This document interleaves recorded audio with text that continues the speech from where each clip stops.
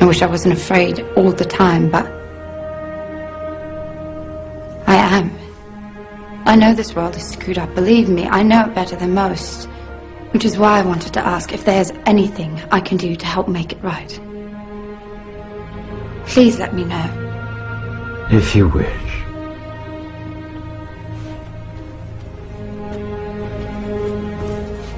The very anniversum Fifus Fisi. By the power of truth, I, while living, have conquered the universe. Personal motto? From Faust.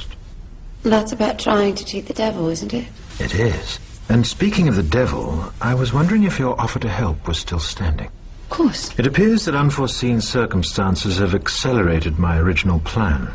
As a result, I'm in need of someone with some theatrical skill. I'll do my best. I believe you will. We are consciousness. All that is, has been, and ever will be. There is nothing to fear. Whatever happens, we are always that.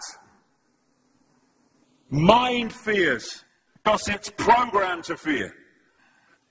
When we're conscious, there's no fear in this. It's a shake of the head. Pathetic. Pathetic. Pathetic. And we need to do this. Compliance. We need to challenge that. Not with violence, not even with aggression. We just need not to fight it. We need to walk away, because without our acquiescence it cannot survive. You know, when you look at a pyramid, we've been manipulated to believe the power in a pyramid is at the top. It ain't. The top of the pyramid is there because the rest of the pyramid's holding it up. We're holding this whole thing together. There's this story I told many years ago of a British comedian called Larry Grayson, who died. I kind of knew him vaguely, and not closely, but vaguely. And I went to his memorial service in Covent Garden, and this other comedian did this tribute to his life in which he read out this story that Larry Grayson had told him. When they were going around the variety halls and the theatres in the 60s, they had this all-male show. And Larry Grayson was the only woman in it because he was dressed up as a woman. And he said that the end of the show, the last scene, all the sailors, all the men came on dressed as sailors, and they were singing Rule Britannia. You know, Rule Britannia, Britannia rules the waves. Oh, I'm very pleased for you. Okay? And as it built up, Larry Grayson would come on dressed as Britannia with the helmet and the shield, and he would be manhandled up the side of this pyramid to the top for the big finish. And he said one night, he said things seemed to be going rather well. He said, and then I noticed that a sailor in the bottom left-hand corner had got rather a cough. And this cough got worse and worse and worse to the point where the sailor couldn't stay in the pyramid anymore and stepped out of it. Larry Grayson, symbolic of this elite at the peak of the pyramid, ended up in the second row. And the elite, the power center, had done nothing to bring about this. One sailor, the bottom of the pyramid, had got a cough. And the whole thing collapsed. And I listened to that and I thought, my God, yes, that's it. We, the powerless people, are holding the powerful people up there, and they know that. They're terrified of us realizing that. Do you remember that movie, animated movie, A Bug's Life? A Bug's Life with the grasshoppers? And what happened was, there was these ants, an ant island as they called it, and these grasshoppers used to come every year and take all the food, and the ants had to spend a whole year gathering the food together for the grasshoppers because they were terrified of the grasshoppers. There weren't many of these grasshoppers, and one day they're in their winter quarters in a tree, these grasshoppers, and they've got all the food they need, and someone suggested among the rank and file grasshoppers that they didn't need to go to Ant Island this year because they had all the food they needed. And then out came the leader of the grasshoppers to tell them the facts of life, and the few are going to control the many. It's a wonderful speech. If you ever can see that movie, A Bug's Life, I do recommend it. And he said, basically, They outnumber us 100 to 1. And if ever they figure that out, there goes our way of life. So we have to keep the pressure on, basically. We have to keep them working, so they don't figure out where the real power is. And that's why this network of manipulation works so hard to keep us in these states. Like I said earlier, what are people leaving foreclosed homes for? Foreclosed by banks that have caused the unemployment that lead to them having to leave their homes. Stay there, refuse to leave, make it difficult for them. Expose them for what they are.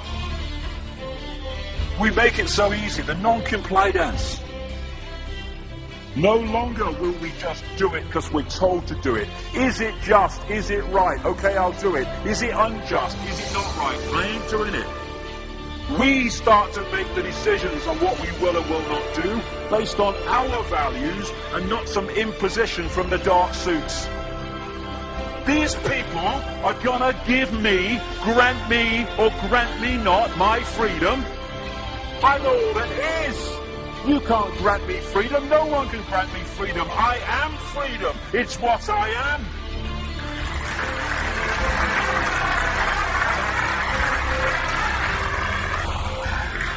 The big question, what would consciousness do? What would consciousness do in this situation? And when we ask that question, it really just changed the way we see the world. Not what would I do, mind, or frightened. What would consciousness do? You know, this is a great line. If it's not right, don't do it. If it's not true, don't say it. And what would transform this world overnight is if we started doing what we knew to be right in the situations we face, instead of what we think is right for us in the moment. Not what are the consequences for me, or what's the best thing for me, how do I get the best deal out of this? What is right? What is just in this situation? If we started making decisions based on that, the world would transform overnight. These are very simple things. If we want a world of peace, then we need to be peaceful. We don't need to fight for it. We just need to be peaceful, and we'll bring that about. If we want a world of kindness, we need to be kind, and then it will naturally unfold.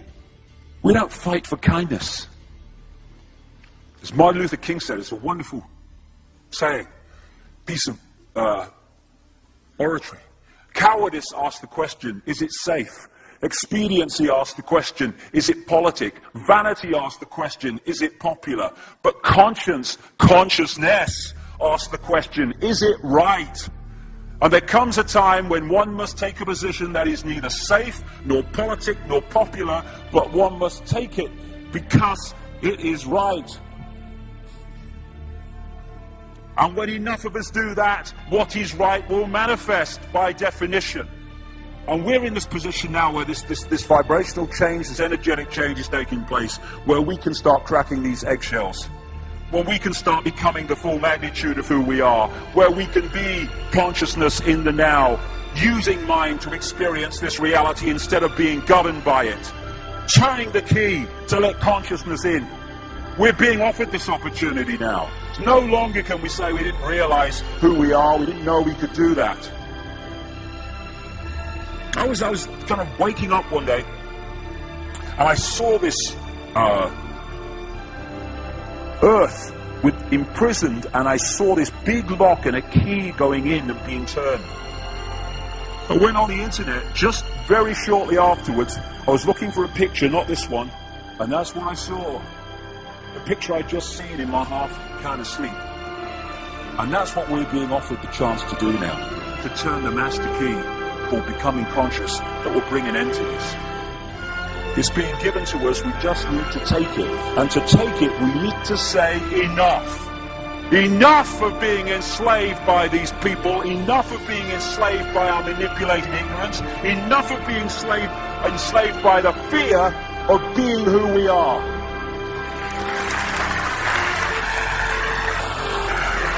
Enough! It is time to fly. It is time to fly. Thank you very much.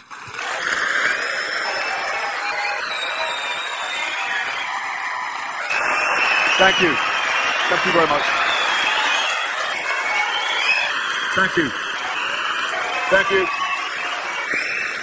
Thank you.